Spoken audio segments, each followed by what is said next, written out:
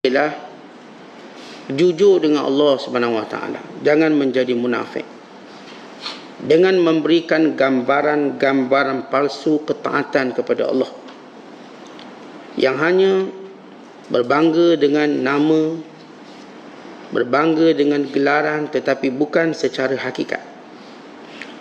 Dan perkara yang kedua ialah membatasi dan mengawasi pergaulan, sehingga pergaulan itu tidak merosakkan agama dan ilmu yang diberikan oleh Allah Subhanahu Wa Taala. Dan perkara ketiga ialah persoalan yang berkait tentang rezeki. Bagaimana rezeki itu sebenarnya diperolehi? Bagaimana rezeki itu sebenarnya dapat diambil dan dimiliki oleh hamba-hamba Allah Subhanahu Wa Taala? Ada peraturannya. Perkara pertama, bila Syekh Abdul Qadir kata wahai munafik, baik istilah wahai munafik ataupun istilah munafik menjadi satu istilah yang pertama untuk menunjukkan kelompok dan golongan yang paling buruk dalam Islam, munafik. Yang kedua, istilah ini juga digunakan untuk memuhasabah diri. Sebagaimana sahabat yang bernama Hanzalah radhiyallahu ta'ala anhu berkata, Hanzalah telah munafik. Perkataan munafik itu untuk muhasabah diri. Barangkali saya ada sifat munafik. Sebagaimana ia juga digunakan untuk memuhasabahkan orang lain yang berkata jangan menjadi munafik, supaya kita senantiasa dibimbing dalam perbuatan kita. Kerana walaupun kita sudah pun beragama, kita sudah pun beriman dan taat pada Allah, yang boleh menghakisnya ialah sifat munafik. Umpama begini, kita selalu cakap, walaupun orang tu dah rajin, kita sebut awak jangan malas. Walaupun dia dah rajin, tetapi kita tetap menggunakan perkataan malas supaya dia tidak malas. Anak-anak kita dah rajin, ada hari nampak slow, dia kata kenapa malas sangat hari ni? Kita akan menyebut satu kalimah untuk dia bangkit, memotivasikan dirinya dan meninggalkan yang buruk. Sama juga bila disebut munafik. Kenapa sebut munafik? Tidak disebut hei kafir. Kita tak boleh muhasabah orang dengan kata hei orang kafir. Tidak boleh. Kerana ia jelas mengeluarkan seorang daripada agama. Tapi boleh muhasabah orang yang berkata wahai munafik. Kenapa? Nabi sallallahu alaihi wasallam menyebut siapa yang ada sifat ini dan itu, maka dalam dirinya khaslatun minan nifaq, ada sifat munafik hatta yada'aha, sehingga dia tinggalkan. Hatta Nabi SAW menyatakan yang ada macam ni dia ada sifat munafik. Walaupun dia solat, walaupun dia puasa, wa za'ama annahu muslim, atau dia mendakwa dia Islam, tapi dia ada sifat munafik. Umpama orang sihat, maka kita sebut dia ada simptom penyakit. Walaupun dia kata saya okey, makan selera, boleh tidur pun selera, jalan pun selera, tapi awak ni ada simptom penyakit. Muka pucat ni ada penyakit. Saya tengok awak ni ada tanda-tanda mungkin kena penyakit. Maka demikian juga kita bila menyebut tentang penyakit hati, munafik. Bila kita hanya menzahirkan gambaran, bagus dah tunjuk dalam ketaatan kita pada Allah, kita solat bersama-sama, kita puasa sama-sama, kita baca Quran sama-sama, tetapi bila diniatkan bukan kerana Allah, maka ini sifat munafik. Bila kita mencari pujian orang, kita takut cacian dan kejian orang, maka ini sifat munafik. Atau ketika mana kita bersama dengan kawan-kawan kita, kita boleh buat banyak, waktu bersendirian kita jadi malas, maka ini sifat munafik. Walaupun kita tidak munafik, sifat tu ada. Maka kita kena hati-hati dengan sifat-sifat munafik ini, kerana kesannya dia akan menghina kita di dunia dan di akhirat. Sebab itu kita jangan sekadar nak tumpang pada nama, tapi peganglah hakikatnya.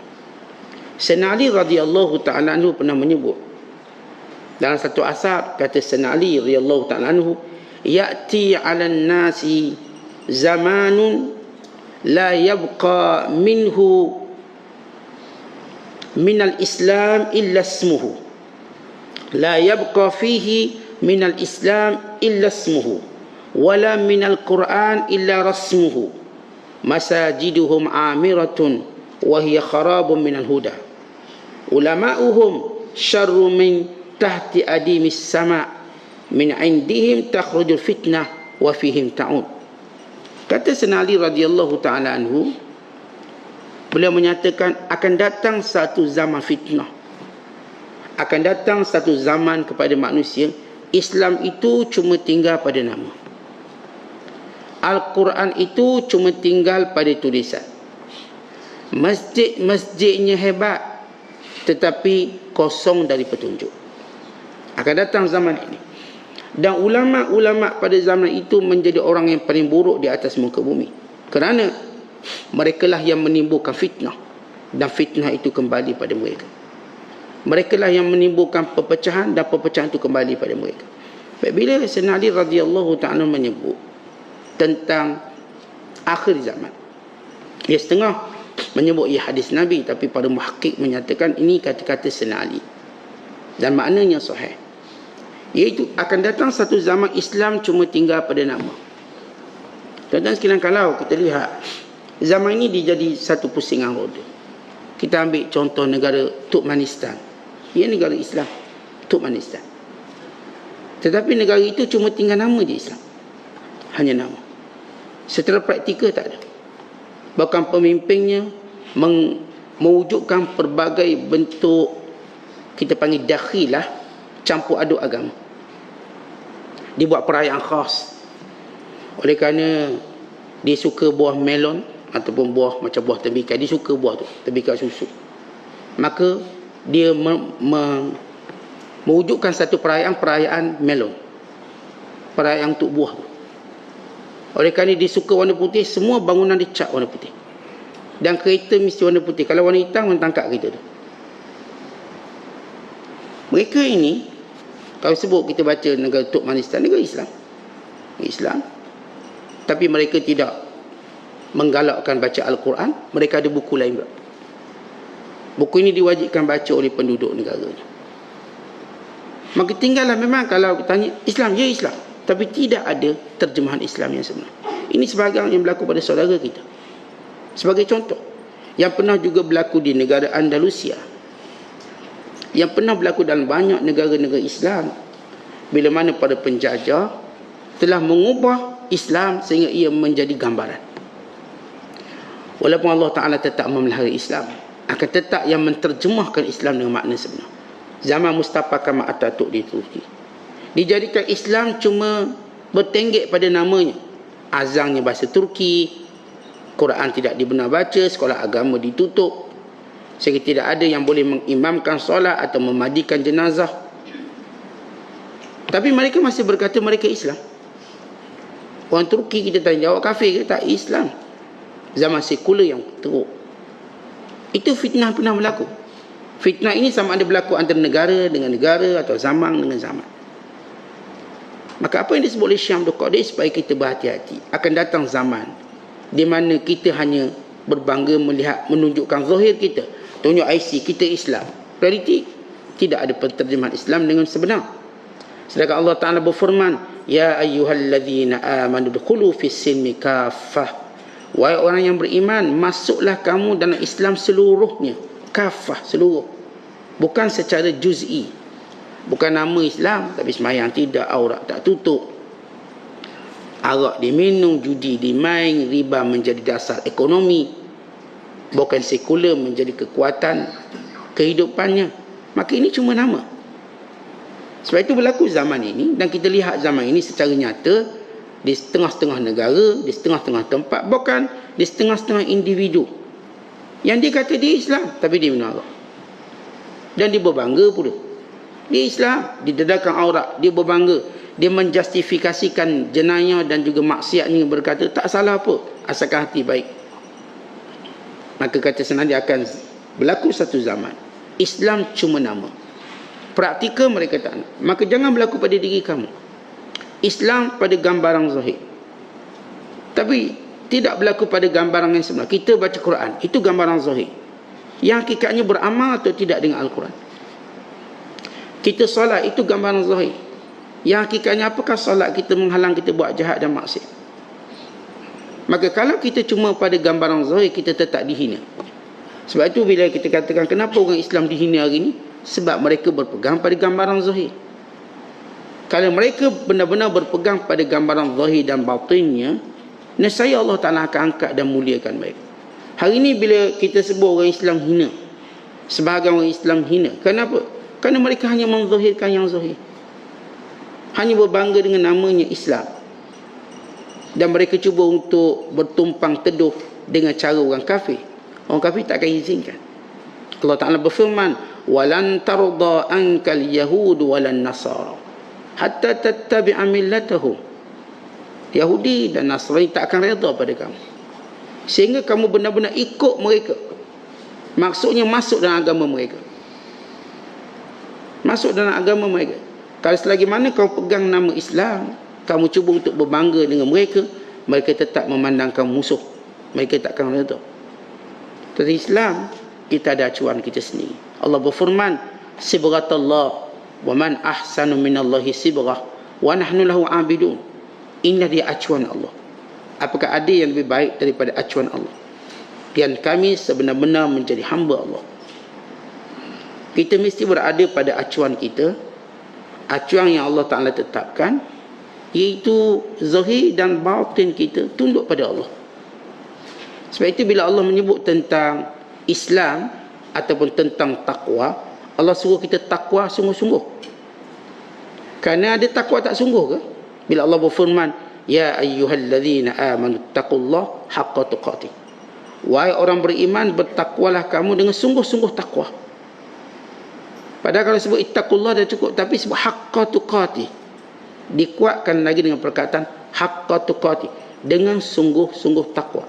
Kerana ada yang zahirnya menampakkan takwa, hakikatnya tidak takwa. Oleh sebab itu kita dengar khatib sebut takwa pada Allah, takwa pada Allah. Ia gambaran zahir. Kita masih jauh, sebahagian kita masih jauh daripada takwa Allah. Masih mendekati maksiat dan masih berseronok dengan maksiat. Gambaran-gambaran zahir yang kita tunjukkan tanpa menterjemahkan makna sebenar, maka inilah pendustaan.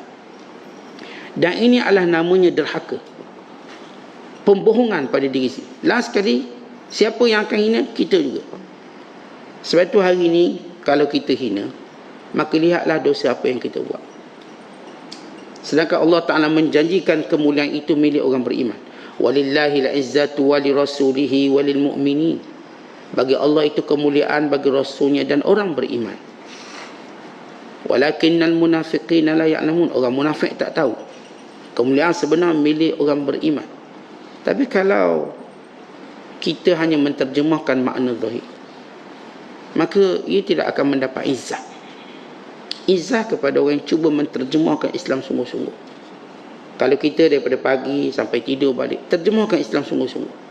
Dalam zikir kita bukan sekadar zikir sebutan mulut, tapi hati, tapi juga perbuatan. Kita ingat Allah. Jadi kita tak buat benda haram sebab kita ingat Allah. Maka itulah kemuncak zikir.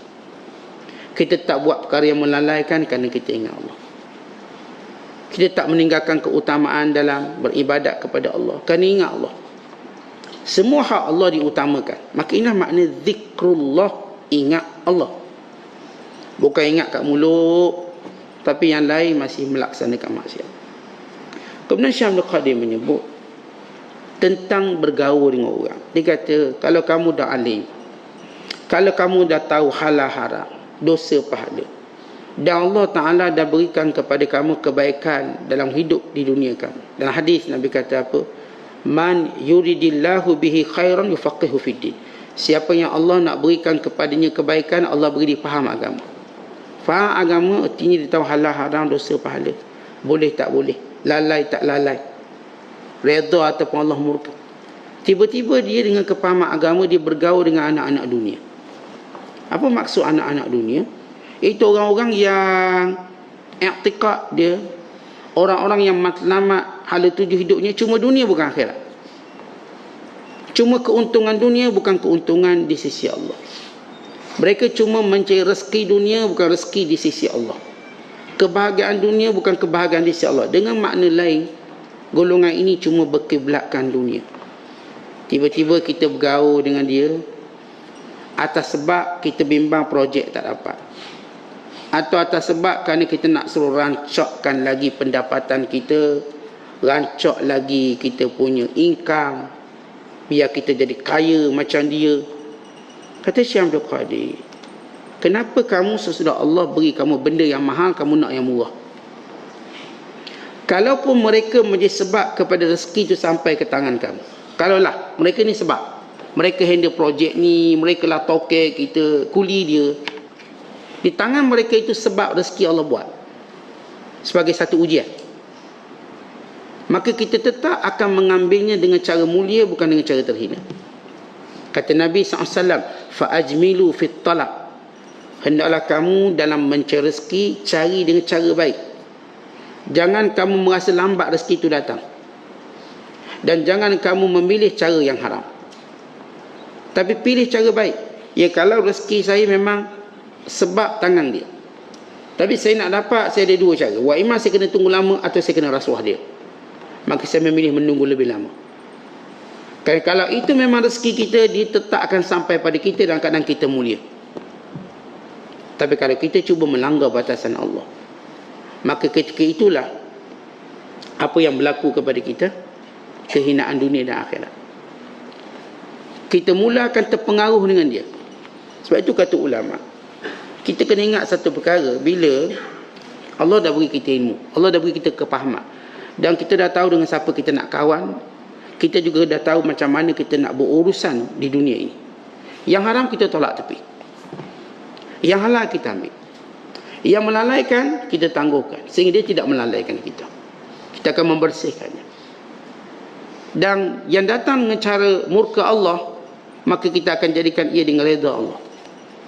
Kita akan ubah sebab ilmu yang kita ada, kita akan ubah sama sekali. Tetapi kalau kita tetap cenderung berkawan dengan ahli dunia ini, tetap cenderung sehingga agama kita tergadai, lalu kita cenderung mengikuti mereka dan meninggalkan keutamaan dalam hal agama, kita kena ingat, yang pertama, setiap orang akan dihimpunkan bersama orang yang disayang. Seorang yang mula ataupun mula berurusan dengan ahli dunia, dia akan, Allah Ta'ala akan balai dia dengan sayang pada orang tu. Contoh orang yang kalau kita bergaul sentiasa, maka sayang akan wujud. Sayang bukan kita sebut cinta yang kahwin, itu bukan. Kita jadi macam kalau tak ada dia tak lengkap hidup, itu sayang. Nak tahu kita sayang pada saudara kita atau tidak, kalau dia tak ada, kita rasa macam kurang hidup ni, tak lengkap, kita rasa tak semangat, itu makna sayang. Dia ada, kita okey. Jadi bila kita rasa dengan ada orang kafir, anak dunia ini, orang lalai, lalu kita rasa okey rezeki kita, maknanya kita sayang pada dia. Kalau dia tak ada, habislah rezeki aku. Maka ingat, Allah akan himpunkan orang bersama siapa yang disayang. Anta ma'aman ahbabt, kamu bersama siapa yang kamu sayang. Dan orang yang bila mana dia mempunyai kawan-kawan yang lalai ini, dan mula disayang pada dia, dia kena ingat perkara kedua yang berlaku padanya, dia takkan aman di hari akhirat kelak. Allah berfirman, al-akhilla yawma izin ba'duhum li ba'din adu illa al-muttaqin. Teman-teman, para pencinta sesama mereka di hari akhirat kelak akan menjadi musuh, melainkan orang yang bercinta, orang yang bersahabat kerana takwa. Maknanya tuan-tuan, kalau berkawan di dunia ni sampai kita bercinta dengan dia, maknanya kita rasa tak ada dia tak lengkap hidup kita, tak dapatlah rezeki kita. Dia cinta, akan berlaku huru-hara akhirat kelak. Kerana setiap kawan akan bermusuh antara satu sama lain, akan bermusuh. Melainkan orang berkawan kerana takwa. Ialah kalau dia buat salah dengan kita dibabit. Tuan-tuan tengok atas hukum dunia ni, seorang tu kalau dia merompak, polis tangkap dia, pertama polis tanya siapa kawan baik dia, mesti tanya. Paling kurang pun nak dapat maklumat, paling kurang kalau tak tangkap lah. Tapi kita tetap ditahan sebagai saksi, kita tetap ditohmah. Orang kata dia dah kena tangkap sekali. Oleh sebab itu kita bimbang bila berkawan dengan ahli dunia, abna'u dunia ini, maka berlaku huru-hara akhirat kelak bila kita akan saling bermusuhan. Sebab dia akan kata dia ni tak nasihat saya pun, dia akan menuding cari. Atau tidak mustahil kalau kita melihat, kalau kes jenayah Dia mungkin tuduh kita sebahak dengan dia juga untuk ringankan hukuman ni. Mungkin. Bagaimana akhirat kelak? Lagi kena akan berlaku salah menyalah. Tuan-tuan, jangan berkawan dengan orang yang akan menyalahkan kita akhirat kelak. Berkawanlah orang yang akan beri manfaat pada kita akhirat kelak. Kalau tuan-tuan kawan dengan orang-orang yang lara, ingat dia akan menyalahkan kita akhirat kelak. Kenapa kamu tak hentikan lara aku? Kenapa kamu tak cegah aku? Bukan lebih teruk bila kita terpengaruh dengan dia. Kemudian yang ketiga kata ulama, bila kita kawan dengan ahli dunia ni, kita tidak akan mendapat manfaat doa yang baik daripada dia. Sebab hanya orang beriman akan mendoakan yang baik pada saudaranya. Tapi anak-anak dunia, dia tak akan doakan untuk kita. Jadi kita jangan harap bila kita mati didoakan untuk kita. Dia tak akan doakan. Kita jangan ingat bila kita berjauhan dengan dia didoakan kita. Kita orang beriman, Allah tanamkan atas nama bibit-bibit keimanan tadi, kita cenderung mendoakan untuk saudara kita. Dengar dia sakit, moga Allah selamatkan dia, sihatkan dia. Dengar dia susah, moga Allah lapangkan dia. Doa-doa orang beriman tanpa pengetahuan saudaranya ini ialah doa yang mustajab. Tiba-tiba kita, sebab kawan dengan di dunia, kita tak dapat doa. Ya, kalau dia pun dah lara dengan dunia, dia nak doa apa? Kemudian yang keempat kata ulama, maka kita juga tidak dicintai oleh Allah dan Rasul. Kerana Allah cinta kita bila mana kita cinta dengan orang yang Allah cinta. Dan Allah tak cinta kita bila mana kita bercinta dengan orang yang Allah tak cinta. Sebab itu akhirat kelak Allah Ta'ala panggil, Ainal mutahabuna bi jalali. Siapa dahulu yang bercinta, berkasih sayang kerana aku? Siapa? Maknanya tuan-tuan sekalian, kita nak kawan dengan orang yang Allah sayang. Kalau Allah tak sayang dia dengan kita, kita tak disayang. Sebab itu dalam doa Nabi ajar pada kita, Allahumma inni as'aluka hubbaka wa hubba man yuhibbuka. Ya Allah, aku mohon padamu cinta padamu dan cinta orang yang mencintaimu. Kita nak tuan-tuan sekalian, kawan kita ialah orang yang mencintai Allah dan Rasul. Kenapa kawan dia? Sebab dia cinta Allah dan Rasul, supaya dengannya saya dicintai oleh Allah dan Rasul. Tapi kalau kita dah cinta dengan orang yang Allah tak sayang, macam mana kita Allah tak sayang? Allah tak beri taufik dia untuk buat kebaikan dan ketaatan. Bukan kita nampak dia di lorong dalam buat maksiat dan kelalaian yang berpanjangan. Maka bagaimana kita tenang berduduk dengan dia? Saudara sekalian, hatta kita kalau makan pun, kita tak boleh tenang makan dengan orang tidak baik. Kita nak makan dengan orang-orang yang baik. Hatta siapa yang datang rumah kita pun, kita nak yang datang tu orang baik-baik. Apatah lagi yang datang dalam kehidupan kita. Bila mana seorang berkawan dengan ahli dunia, ingat, dia tak akan mendapat kasih sayang Allah. Kerana Allah akan sayang kepada orang yang berkawan kerana dia dengan orang yang Allah sayang. Sebab itu kita sayang kepada para rasul, kita dituntut sayang kepada para ulama, pada para awliya, orang solihin. Dengan kata Allah, faulaika ma'al ladzina an'ama Allahu 'alaihim minan nabiyyin was-siddiqin wasyuhada was-salihin wa hasuna ulaika rafiqa. Mereka lah orang-orang yang telah diberi nikmat oleh Allah di kalangan para nabi, orang-orang siddiqin, orang-orang yang benar dengan Allah, orang-orang yang sanggup mati syahid kerana membela agama Allah, dan orang-orang soleh. Tentang kawan kita kelompok 4 ni, dia mesti orang soleh.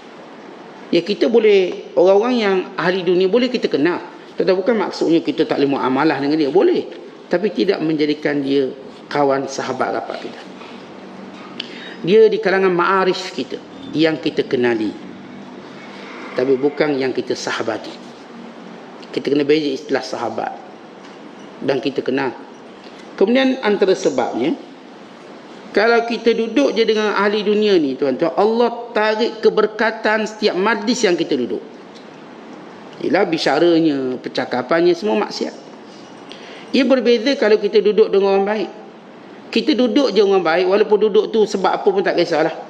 Ada duduk sebab teman kawan, tapi dalam kalangan orang baik, dalam majlis ilmu sebagai contoh. Ada duduk sebab dia nak makan, sebab hari ni ada sarapan ni, saya pun nak duduk tunggu sarapan misalnya. Apa kata Nabi SAW golongan ini? Humul ladzi la yashqa bihim jalisuhum. Mereka ini tidak akan ditimpa apa pun kecelakaan, walaupun mereka duduk dengan bukan niat yang lain, bukan niat yang sepatutnya, Tapi dia duduk dengan orang baik mendapat berkat orang baik. Tapi kalau kita duduk dalam majlis orang tak baik, kalaupun kita tak buat jahat, tuan-tuan tak buat jahat, tapi terkena kecelakaan orang-orang jahat. Saya Ustaz pergi Pak Kelab minum air kopi latte je Ustaz. Tak minum lah orang lain minum bir ke arak, tak minum. Duduk dengan kelompok mereka, kita minum kopi latte. Hatta kalau kita minum air zam-zam sekalipun. Saya pergi Pak Kelab tapi minum air zam-zam. Saya tak minum air itu, air zam-zam saya bawa dari rumah minum kat situ. Maka kamu tetap dalam kelompok golongan yang mendapat kecelakaan. Tetapi kita ni, Allah ajar kita, jangan duduk dengan orang yang ahli maksiat. Jangan duduk. Sebab bila datang kecelakaan, bila binasa boleh kena kita. Sebab itu kita jarakkan diri kita. Kalau tuan-tuan tak berani duduk dengan orang ada penyakit, takut berjangkit. Padahal kalau sakit pun bukanlah sangat. Bukan apa sangat pun. Takut close contact, kena penyakit, nanti kena quarantine, susah kita. Ini kan pula penyakit yang berkaitan dengan laknat Allah Ta'ala. Duduk dengan pondan, duduk dengan gay, duduk dengan ahli judi, duduk dengan mereka, dengar bicara mereka, dengan kita-kita celaka. Mendengar perkataan-perkataan mereka. Sebab tu jangan ikut. Kalau zaman hari ni kita duduk dalam IG mereka, kita duduk dalam Facebook mereka, kita duduk dalam TikTok mereka, akhirnya kita pun dengar bicara mereka, dengan kita-kita celaka. Tetapi ingat, setiap perkataan mereka akan berbekas di hati kita. Yang kita tengok tu dia akan berbekas di hati kita. Yang kita dengar dia akan berbekas di hati kita. Dan dia akan menghakis serta mencederakan iman kita. Mau atau tidak mau. Iman dah comel cantik, tapi kita dah dengar ni TikTok yang mengaruk-mengaruk ni, dia beri bekas pada kita. Demikian juga kalau kita bergaul dengan ahli dunia, maka dia akan menghabiskan waktu utama kita. Waktu baik kita, waktu utama yang patut kita boleh buat ketaatan pada Allah, jadi habis sebab duduk dengan mereka dan kerana mencintai mereka. Keberkatan usia kita habis. Tentang waktu kita tak banyak. Dan bila kita duduk dengan ahli dunia, dia buangkan masa kita tadi. Dia buangkan usia kita secara sia-sia. Padahal kita kalau boleh nak duduk dengan orang yang setiap detik berjalan, pahala pun berjalan, kebaikan berjalan.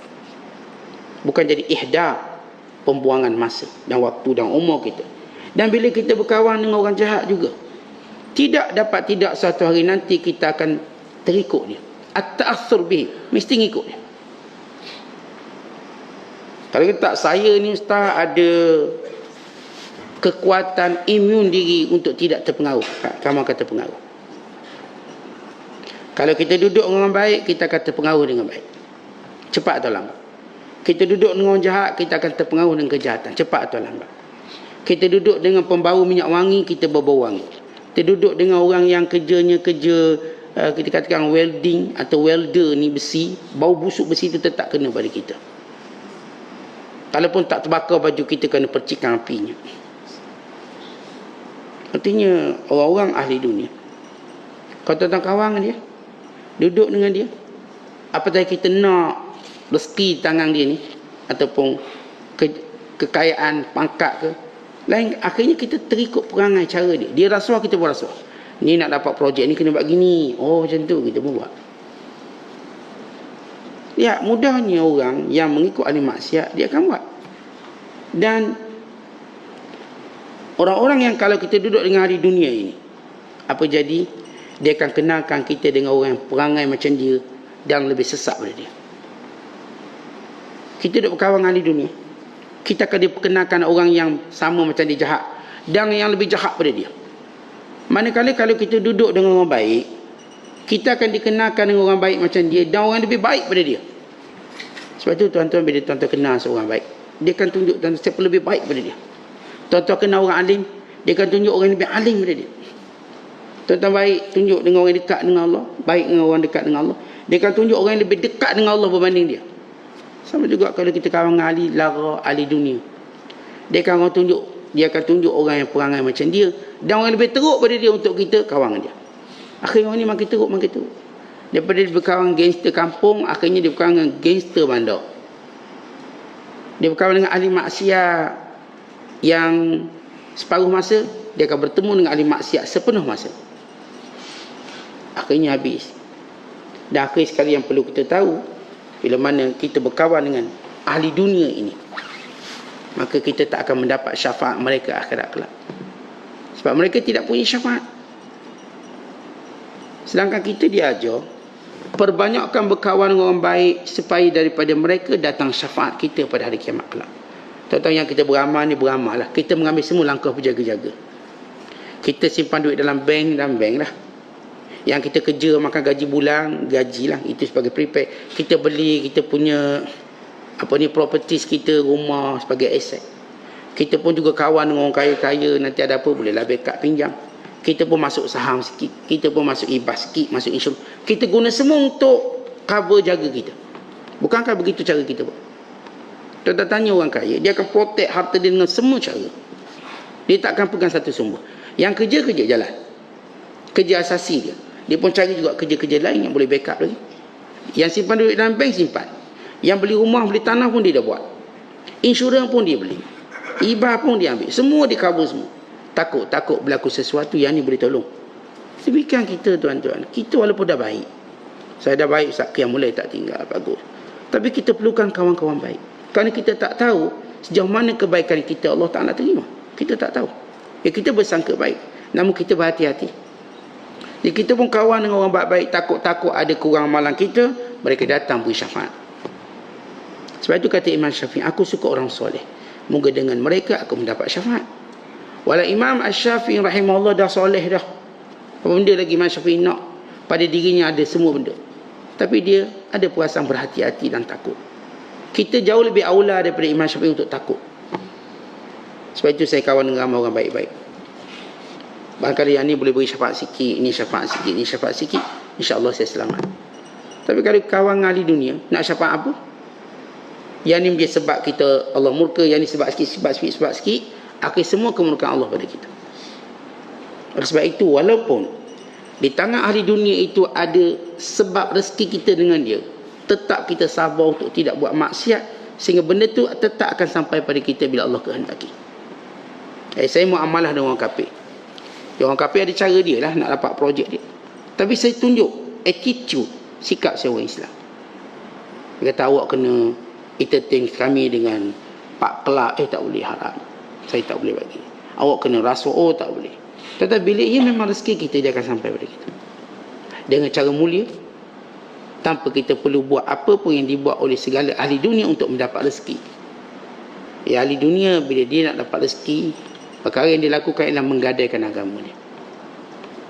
Kita orang beriman ada benda kita tak boleh gadai, ada benda kita tak boleh negotiate agama kita. Kita boleh berubah secara strategik, okey. Tapi agama kita takkan gadaikan. Ilmu kita takkan gadaikan. Yang haram tidak akan bertukar menjadi halal hanya kerana kita nak dunia. Kita kekal berkata haram. Ini sikap orang beriman dalam kita katakan macam mana kita nak mendapat rezeki. Sebab itu kita ada cara bersahabat. Para ulama menyatakan bagaimana kita membina sahabat.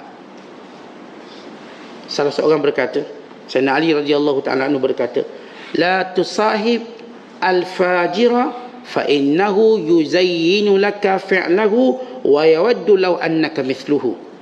Jangan sesekali kamu kawan dengan orang jahat, orang ahli dunia, kerana dia akan tunjuk contoh bahawa dia paling baik. Tapi dalam masa yang sama dia sedang merancang strategi supaya kita ikut perangai dia. Yawaddu law annaka mithluh. Dia bercita-cita supaya kamu jadi macam dia. Kita kalau kita kawan orang baik, orang baik ni bercita-cita suruh kita jadi macam dia. Kalau kita kawan orang jahat, dia juga bercita-cita untuk kita ikut dia. Dia akan menghiasi seluruh amalannya nampak baik pada kita. Cara dia ajak pun lembut juga. Lembut cakap, kita enjoy sekejap lah, nanti tua kita taubat. Lembut cakap. Dia kata kita buat ni pun sebab kita ada agenda yang baik. Walaupun kita ambil cara rasuah, kita sedekah kat masjid, surau. Lembut, tazyin. Akhirnya kita jadi macam dia. Lepas tu kita lihat ada setengah orang maksiat dia kan, kebaikan dia buat, lalu dia cuba justifikasikan kebaikannya dengan kejahatannya dengan kebaikan yang banyak dia buat. Sedangkan dia kena tahu Allah Ta'ala tak terima dengan cara amalan macam tu. Innallaha tayyib la yaqbalu illa thayyiba. Allah itu baik, Allah tak terima melainkan yang baik-baik, bukan yang bercampur aduk macam tu. Bahkan Nabi SAW menyebut, siapa yang mencari rezeki yang haram untuk membelanjakannya pada tempat yang baik, melainkan Allah tambah lagi dosa dia. Sebab dia menghina. Orang gini kita, kalau ada orang tu dia tahu sikit lah, memang ni rezeki haram ni sikit. Kalau suruh derma masjid, tak, saya tak nak derma. Kenapa tak nak derma? Sebab ini duit haram. Dia jauh lebih mulia daripada orang derma. Ini duit haram, saya nak derma. Dia jauh lebih mulia. Sebab itu bila Kaabah runtuh dalam peristiwa banjir, lalu pemimpin Mekah waktu itu berkata, kumpulkan dana yang halal saja untuk bina Kaabah. Ni jahiliah ni memang hidup macam kufur lah ni. Tapi bila mereka nak bina Kaabah, mereka tahu mereka tidak boleh membina melainkan dana halal. Sebab itu Kaabah tak siap sepenuhnya, kerana yang halal tak banyak, haram banyak. Akhirnya tinggal kawasan Hijr Ismail. Asal Kaabah ni tuan-tuan, Hijr Ismail itu masuk dalam struktur bangunan, bukan ia berasingan. Tapi kerana orang Quraisy, ketika mana pemimpin mereka berkata waktu berlaku banjir besar sehingga meruntuhkan Kaabah, rosak Kaabah, kamu cuma keluarkan duit halal saja, duit haram kita tak terima. Walau mereka penyembah berhala ketika itu. Lalu dikeluarkan duit halal, dibina Kaabah, tapi tak mampu lengkap, tinggal Hijr Ismail tanpa bangunan. Kenapa duit yang halal tak cukup? Tentu kalau orang jahiliah pun faham benda tu, tidak boleh dibina yang haram. Tiba-tiba ada orang yang dia rasa dia terlibat dengan riba, dia terlibat dengan maksiat, itu lalu dia pun, ni saya derma. Dia merasakan dia selamat, dia menambahkan azab kerana menghina. Pelakuannya menghina Allah SWT. Tentang kita jumpa orang baik-baik, kita buat ni, saya bagi duit judi ni untuk awak belanja makan, jangan harap dia terima. Kita awak nak hina saya. Satu ketika di Aceh, bila berlaku tsunami, jadi banyaklah derma masuk. Seorang pemimpin Aceh berkata, kami sudah dibalik oleh Allah dengan ujian ini. Jangan kamu tambah bala lagi pada kami dengan bagi rezeki yang haram pula pada kami. Hanya kerana nak membantu, jangan tambah bala kami. Kami dah terasa beratnya bala Allah ini, ujian Allah, tsunami, ratus ribu mati. Jangan kami dah baru sembuh ni dari bala, kamu tambah lagi bala tadi dengan beri duit yang haram pada kami. Ini dikatakan ketakutan orang beriman. Tuan-tuan, kalau benar jujur agama, kalau seorang hulur duit lalu kata ini duit judi, kita ambil tak? Walau kita kebodoh, kita tak ambil. Kita tidak mahu dia menganggap bahawa dia boleh buat maksiat asalkan dia buat ketaatan seperti itu. Tidak boleh, maksiat kena tinggalkan. Sebab itu tidak diterima. Mana-mana sedekah daripada wang yang haram tak diterima. Bahkan kalau tujuan dia untuk berbangga dengan sedekah tadi, atau untuk mengkaburi kejahatannya, maka dia berdosa. Itu dulu tuan-tuan, dulu kita tengok orang-orang ahli maksiat dulu, dia ada agama sikit, maka wang haram dia tak berani pergi masjid, tak berani, dia takut Allah Ta'ala murka. Tapi setengah orang hari ni dia tak risau, dia berani bagi. Dia lupa benda itu akan mengakibatkan dosa yang berganda pada dia. Kenapa? Kerana ia menghina tempat yang suci tadi dengan maksiatnya. Kemudian kata para ulama, macam mana kita nak membina sahabat yang betul, persahabatan yang betul, as-suhbatul hakikiyah. Di Syam dia kata jangan kawan dengan ahli dunia. Jadi kita nak kawan macam mana? Macam mana kita nak bersahabat? Lalu kata mereka, kita ada cara untuk bersahabat, perdampingan. Pertama, as-suhbatu ma'allah, bersahabat dengan Allah. Apa maksud bersahabat dengan Allah? Sentiasa mendampingi Allah dalam hidup, dengan cara bihusnil adab, dengan adab yang baik, wadawamul haibah, dan sentiasa merasa kehebatan Allah. Ini orang yang bersahabat dengan Allah. Dengan apa? Kalau dia sembahyang, dia jaga adab betul solat, itu dia sedang bersahabat dengan Allah dengan betul. Bukan sembahyang laju je. Dia buat je ibadat, dia buat dua benda dalam ibadat. Pertama, dia buat seberadabnya. Yang kedua, dengan merasakan haibahnya Allah, kecilnya dirinya, kerdilnya dirinya di hadapan seluruh perintah Allah. Itu bersahabat dengan Allah. Yang kedua, bersahabat dengan Rasul. Bersahabat dengan Rasul juga dua perkara dia kena buat. Yang pertama, bittiba'i sunnatihi, ikut sunnah Nabi sallallahu alaihi wasallam. Yang kedua, waluzumi zahiril ilm, melazimi zahir ilmunya. Tentang benda dalaman kita tak mampu, zahir ilmu kita mampu buat, maka kita lakukan. Kemudian bersahabat dengan para wali Allah pula. As-sohbatu ma'a awliyaillah. Macam mana kita nak bersahabat dengan wali Allah? Iaitu dengan cara menghormati mereka. Bihtiram wal hurmah. Hormati mereka, nescaya kita mendapat kebaikan mereka. Sebab para wali Allah, mereka mempunyai hati yang simpati kepada orang yang menghormati.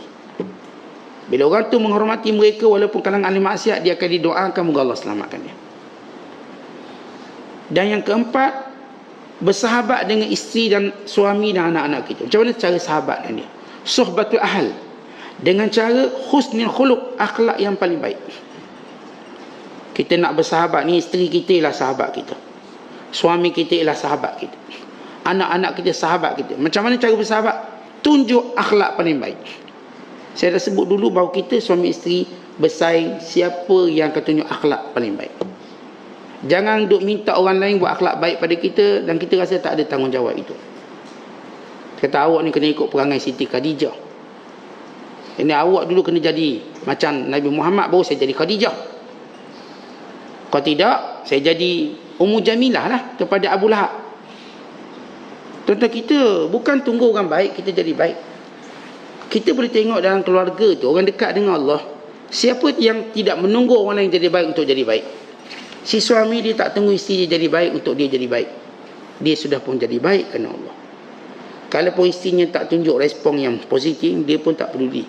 Tapi selagi mana ni isteri dia akan tunjuk akhlak paling baik yang dia boleh buat.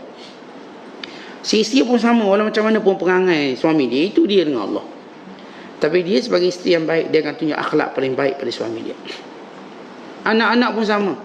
Walaupun mak ayah dia ada gitu begini masalah, kalau dia orang yang dekat dengan Allah, dia akan tunjuk akhlak paling baik depan mak ayah dia.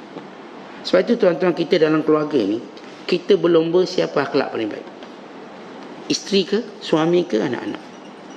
Jadi kalau kita tanya cara muhasabah, kita ni 5-6 beranak ni, antara balong abangah hati asu ni, dan kita suami dan isteri, siapa paling baik akhlak? Secara muhasabah, bukan kita nak bangga dan riak. Lalu si isteri kata paling baik ialah suami saya. Dia penyantun pada anak-anaknya, dia juga penyantun pada saya. Mungkin si suami pula kata yang paling baik dalam keluarga ni saya, isteri saya. Dia sabar dengan anak-anak dia, dia jaga segala keperluan saya. Mungkin si anak-anak pula kata yang paling baik dalam keluarga ini ialah ayah, ini kata ibu. Tetapi ini muhasabah kita. Sebab apa?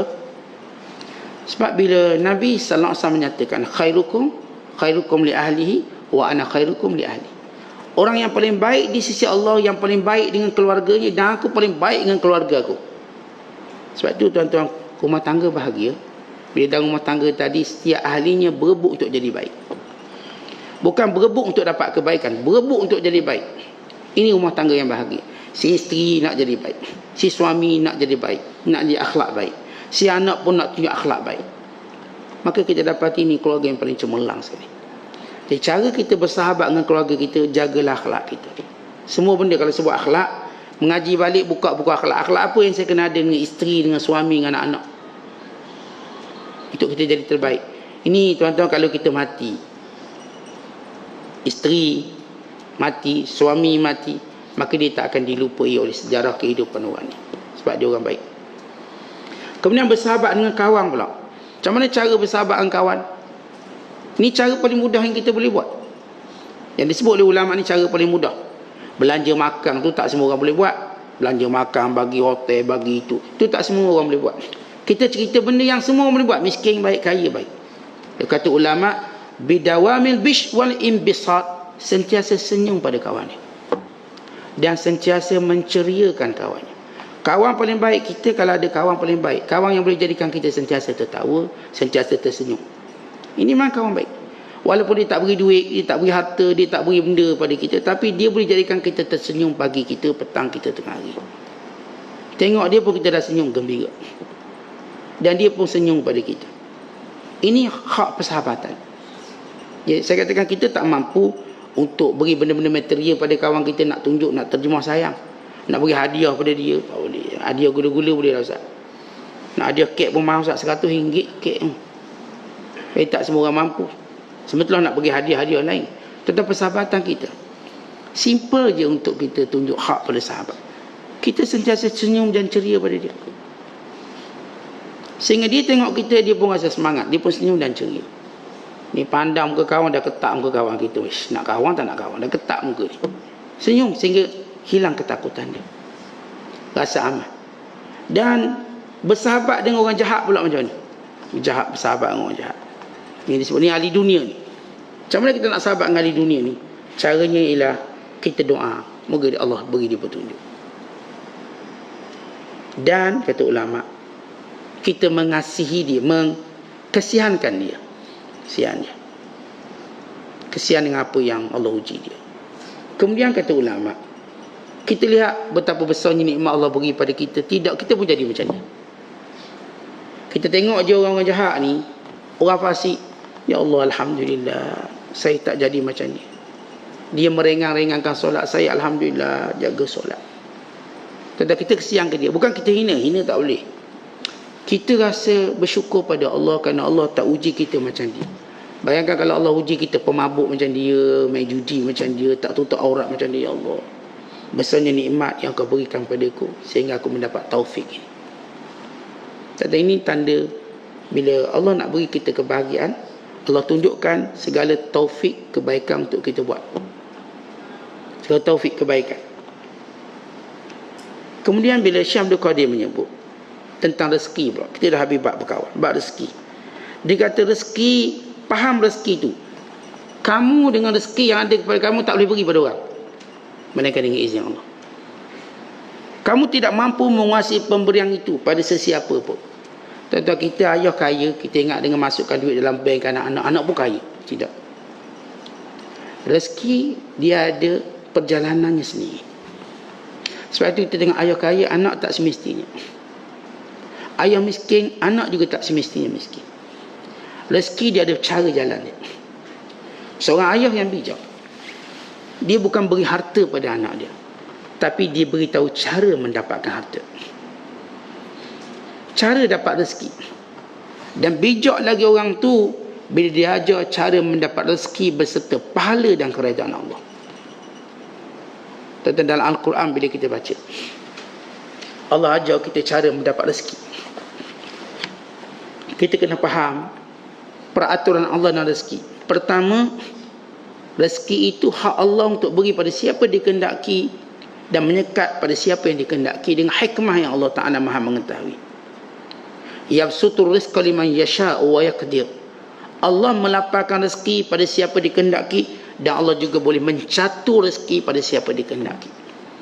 Pertama, kita kena tahu dalam qawanin ar-rizq, peraturan rezeki, yang bagi rezeki itu Allah. Yang kedua, peraturan rezeki itu mesti dengan usaha. Itu peraturan. Allah berfirman dalam Al-Quran, famshu fi manakibiha wa kulu min rizqihi wa ilaihi nusyur. Berjalanlah di setiap ceruk muka bumi Tuhanmu dan carilah rezeki.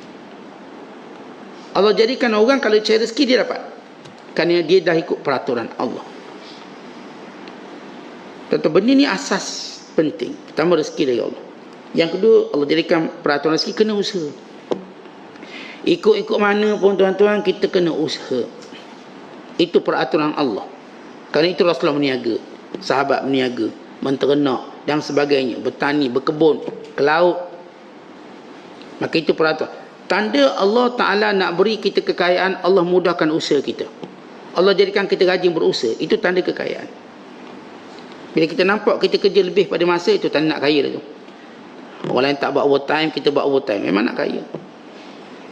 Orang lain dah masa ni dah tidur, kita masih berniaga lagi, nak kaya dah tu. Itu tanda dia. Dan kita diajar dalam Al-Quran.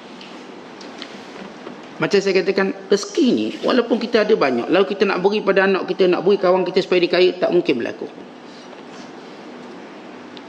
Bagaimana ayah-ayah cuba mengayakan anak-anak, anak ni tak kaya macam dia, bukan membangkrupkan ayah sekali. Ada seorang hamba Allah, memang dia kaya. Anak dia dengan kekayaan dia pergi berjudi, satu hari habis $17 juta USD. Dia sampai je dekat Las Vegas, pusat judi. Ni ada satu Ferrari, ada seorang perempuan, dan dia buat duit 17 juta dolar USD. Habis dalam satu hari judi. Kita anak macam ni diharapkan boleh kayakan bapak, tak ada. Si bapa nak suruh anak dia kaya. Lihat bagaimana anak dia tu tidak pernah menilai kekayaan tadi. Dengan cara macam ayah dia nilai, dia belanjakan. Habis. Sebab itu kata Syam Abdul Qadir, rezeki ni dia ada peraturan. Kamu jangan ingat kamu dapat rezeki, kamu boleh berkuasa beri pada orang lain. Ia ada peraturannya. Baik, bagaimana kita lihat peraturan secara ringkas? Kita dapati Allah Ta'ala tunjuk 9 peraturan mendapat rezeki yang baik dan banyak. Kita nak rezeki tu baik, dia berkati. Yang saya katakan, kita ajar anak kita cara dapat rezeki yang baik dan diredai oleh Allah. Kita bukan beri duit je ke dia sebagai satu asbab kekayaan. Kita kena ajar dia cara. Yang pertama, kita ajarkan kepada dia untuk membenarkan tauhidnya pada Allah, pergantungannya pada Allah. Ingat, Allah pemberi rezeki. Beritahu dia, bukan ayah bagi rezeki, bukan mak kau bagi rezeki, bukan kerajaan bagi rezeki, bukan customer bagi rezeki. Untuk kita kata customer is always right, bukan dia bagi rezeki. Tak ada istilah right tak rightnya. Istilahnya ialah, apakah Allah Ta'ala kata betul atau salah? Betul atau salah? Ini tauhid kita pada Allah. Yang bagi rezeki itu Allah. Beritahu dia, ayah akan mati, makmu pun akan mati, tapi pemberi rezeki tak mati. Kalau satu hari ayah tak ada, jangan bimbang rezeki kamu, kerana pemberi rezeki itu tak mati. Sebab ayah minta dengan dia, kamu juga minta dengan dia. Tanda kita beritahu akidah ini, rezeki dari Allah. Dia kata ni rezekinya ayah bagi, ayah tak ada, mati keringlah kamu semua. Kata ini pembelajaran kefakiran pada anak-anak. Ilmu kekayaan, beritahu dia Allah bagi rezeki. Satu. Yang kedua, ini semua kita kupas daripada Al-Quran, tapi saya tak baca dalil ni untuk kita meringkaskan. Kita buat serum. Kadang-kadang kita ada waktu lain untuk menyebutnya. Yang kedua ialah takwa pada Allah. Perintah Allah, larangan Allah, perhatikan. Kerana Allah sebut dalam Quran, wa may yattaqillaha yaj'al lahu makhraja wa yarzuqhu min haitsu la yahtasib. Siapa yang benar-benar ikut perintah Allah, tinggalkan larangannya, maka Allah akan sentiasa jadikan baginya jalan keluar, menghilangkan kesusahannya, beri rezeki tanpa dijangkanya. Ajar anak-anak takwa. Anak, Alung jangan tinggal solat kat mana pun Alung berada. Jangan berjudi, jangan berzina, jangan mencuri hak orang lain. Kita tak kaya dengan mencuri hak orang lain. Dengan cara kita patuh perintah Allah, Allah bagi rezeki. Yang ketiga ialah tawakal pada Allah. Maknanya dah usaha tu serah pada Allah. Jangan menilai usaha dalam kejayaan, tapi tawakal itu dalam kejayaan kita. Buat apa yang kita boleh buat, serah pada Allah. Nescaya apapun keputusan, kita tetap redha dan kuat. Sebab tuan-tuan, yang menjadi masalah manusia, dia tak pernah redha dengan apa berlaku pada dia. Dia kata, saya dah kerja keras, kenapa dapat banyak ni? Saya buka kedai dari pagi sampai tengah malam, takkan dapat RM20. Sebab dia tak tawakal pada Allah, dia kecewa. Orang ni akan give up cepat. Kita tak ada masalah. Kita buatlah apa yang kita boleh buat, serah pada Allah. Hari ni Allah nak banyak ke sikit, urusan Allah.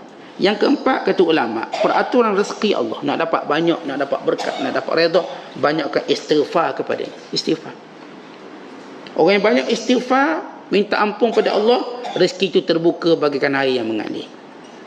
Istighfar. Kalau hari ni rezeki kita macam kolam, melekat kat situ tak mengalir. Kolam ni macam rezeki, dia ni duit simpan dalam bank, asyik kurang je, tak tambah-tambah. Setiap kali ambil macam kurang, macam air dalam kolam rezeki kita. Saat saya ni dah setahun tak kerja, duit makan habis dalam bank ni, kurang. Macam tak bertambah je. Outnya banyak, innya kurang. Maka macam mana kita nak rezeki itu biar dia mengalir macam sungai? Mengalir terus, istighfar. Duk istighfar sungguh-sungguh. Kenang setiap dosa kita buat, kemudian istighfar. Kenang setiap dosa kita buat, kemudian istighfar. Dulu aku pernah curi kelapa orang, astagfirullahalazim. Dulu aku pernah tipu orang, astagfirullah. Ingat dulu maksiatnya dan istighfar. Apa benda kita buat? Dulu aku pernah tak solat subuh sebab kerja awal, nak pergi kerja awal, astagfirullahalazim. Dulu aku pernah sampai buka tudung sebab nak dapat kerja, astagfirullahalazim. Kita kenang dosa kita, istighfar, supaya dia lebih kuat. Kalau setakat astagfirullah, tak datang pun rezeki Ustaz. Ni dah ni astagfirullah, tak datang. Kata istighfar dengan menyesali dosa kita buat. Cek dosa apa. Rasa macam tak ada dosa. Itulah dosa. Sombong. Allah, aku sombong rupanya. Tak perasan sombong. Astaghfirullahaladzim. Sombong aku pada isteri aku. Sombong aku pada suami aku. Sombong pada anak-anak. Aku sombong. Istighfar. Rezeki datang. Yang kelima kata para ulama, dalam pembongkaran Al-Quran ini, Allah ajar peraturan rezekinya ialah silaturahim. Siapa pun yang jaga silaturahim, Allah murahkan rezekinya. Kita ingat, adik-beradik itu sebahagian daripada kita. Ada orang dia dah ada bini, dah ada anak, adik-beradik kau suka dia, dia hidup dia. Bukan. Kita tak pernah boleh putus dengan mereka. Walaupun kita ada keluarga sendiri, silaturahim itu adalah keluarga yang tercatat dalam arasy Allah Ta'ala. Di sisi arasy Allah. Ini silaturahim, dia mengancam kita, rezeki kita habis.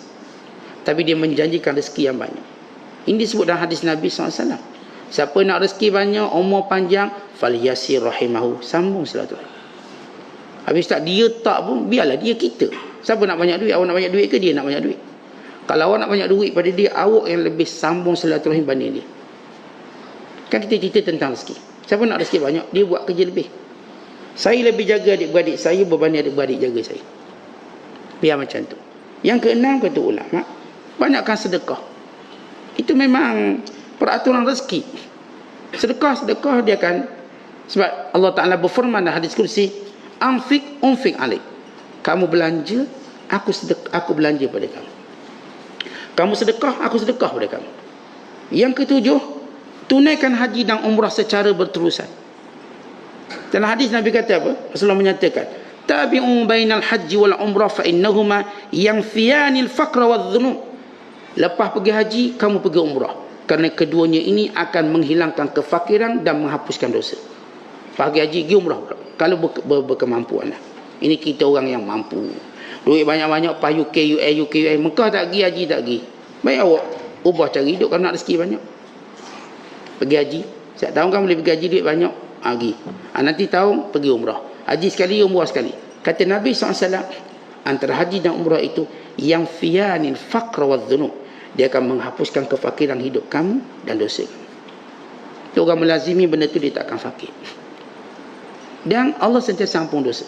Ialah tuan-tuan, bila kita selalu orang yang selalu ke Mekah, maka kecenderungan mohon ampun itu tinggi, ketaatannya juga tinggi, maka terhapus dosanya. Bukan perjalanannya dia juga sudah menghapuskan dosanya. Ini berjalan sebab nak ke Mekah, dah hapus dosa. Bukan berjalan nak ke UK ni, belum tahu, dia ikut niat kita. Ini jalan nak ke Mekah ni, dia hadir niat secara automatik. Sebab tak ada orang ke Mekah sebab nak buat benda lain, mereka dekat dengan Allah. Siapa pun nak jadi baik, dia kata saya nak ke Mekah. Oh, nak taubat lah tu. Tak ada orang kata awak nak taubat. Ialah saya dah nak taubat tu, saya nak pergi ke mereka ni nak taubat. Itu bukan taubat, itu tambah bala. Tak ada orang pun boleh memberi suatu gambaran taubat dengan pergi tempat lain selain daripada Mekah. Tak ada. Siapa pun pergi ke Mekah, kita tengok dia nak taubat. Dia dah jadi baik, dia jadi soleh. Kalau kita dengar dia tu nak pergi ke UK, kita tak tahu, Ustaz, dia dah nak jadi baik, Ustaz. Kenapa nak ke UK? Tak ada kaitan langsung. Ini dia punya gambaran langsung, tidak ada kaitan. Tapi bila kita sebut dia nak ke Mekah, dah elok ni, nak ke Mekah dah dia, bagus kita kata. Nak umrah dah dia, bagus. Nak haji, bagus dia. Kita akan kata dia orang baik. Kemudian yang ke-8 ialah memperbanyakkan doa pada Allah. Doa dan bersungguh-sungguh dalam doa. Dan akhir sekali yang ke-9 ialah syukur pada Allah. Siapa bersyukur, akan rezeki tambah. Dan Syekh Abdul Qadir menyebut yang ke-10. Apa dia? Di sinilah memperbanyakkan zikir. Siapa yang memperbanyakkan zikirnya kepada Allah. Apa maksud zikir di sini? Baca Al-Quran. Dan hadis Nabi kata, man syaghalahu dzikri am mas'alati a'taituhu afdala ma u'tisailin. Siapa yang disibukkan mengingatiku dengan membaca Al-Quran daripada berdoa memohon kepadaku, aku berikan dia lebih banyak daripada orang yang berdoa. Dan hadis lain disebut, man syaghalahu qiraatil Quran. Siapa yang sibuk baca Quran daripada berdoa. Ini ada satu kelompok doa panjang-panjang. Ini kelompok baca doa, baca Quran panjang-panjang, banyak-banyak.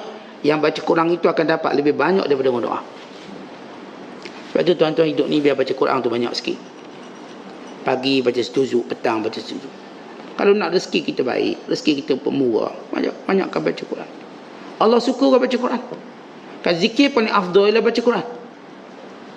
Tapi malam kita dalam hidup baca Quran sejuzuk pun payah sehari. Payahnya sejuzuk. Tapi baca WhatsApp 30 juzuk dia baca. Banyak. Tapi Quran baca sejuzuk tu struggle. Pagi sampai petang baru dapat struggle macam susah je. Ada kita ubah. Nak rezeki kita baik. Nak kurnia Allah banyak. Biar Quran lebih banyak daripada kita berdoa. Tuan-tuan doa satu hari berjam, saya doa 30 minit. Awak baca Quran 1 jam. 1 jam. Kamu akan dapat lebih banyak daripada doa. Sebab tu orang beriman sibuk baca Quran. Kita tuan-tuan ada ruang-ruang je baca Quran. Kalau pun kita tak mampu membina ruang sendiri. Pagi-pagi tak ada kerja apa, daripada duduk sambung tidur. Sambung tidur, ambillah Quran baca. Petang-petang apa ni tak termenung, daripada termenung bacalah Quran. Nescaya di situ ada banyak keberkatan hidup. Wallahu a'lam bishawab. Assalamualaikum warahmatullahi wabarakatuh.